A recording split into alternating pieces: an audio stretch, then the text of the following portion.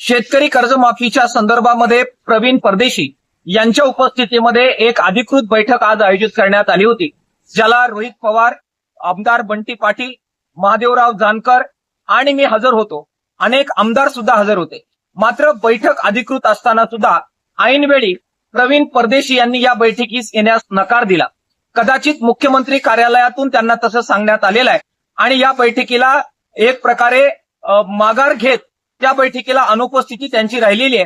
ही अत्यंत गंभीर बाब आहे. यामुळे ही बैठक रद्द करण्यात आलेली आहे. मुख्यमंत्री कार्यालयाचा हा जो हस्तक्षेप आहे आणि प्रवीण परदेशी यांची जी कृती आहे तिचा मी किसान सभेच्या वतीनं निषेध करतो. शेतकरी आणि शेतकरी कार्यकर्ते ज्या मागण्या उपस्थित करतायत त्याला सामोरं जाण्याची हिंमत या सरकारची नाही. शेतकऱ्यांची फसवणूक 100% करण्यात आलेली आहे आणि त्यामुळे सत्य लपवण्यासाठीच अशा प्रकारच्या बैठकीतून पळ काढण्याची भूमिका राज्य सरकार, प्रवीण परदेशी समिती आणि संबंधित लोक घेत आहेत. किसान सभेच्या वतीनं या गोष्टीचा मी निषेध करतो. या विरोधात प्रचंड आंदोलन येत्या काळात महाराष्ट्रात उभं केलं जाईल असा निर्णय आम्ही सगळ्यांनी घेतलेला आहे. शेतकऱ्यांनी या आंदोलनासाठी तयार राहिलं पाहिजे असं आवाहन आम्ही शेतकऱ्यांना करतो आहे.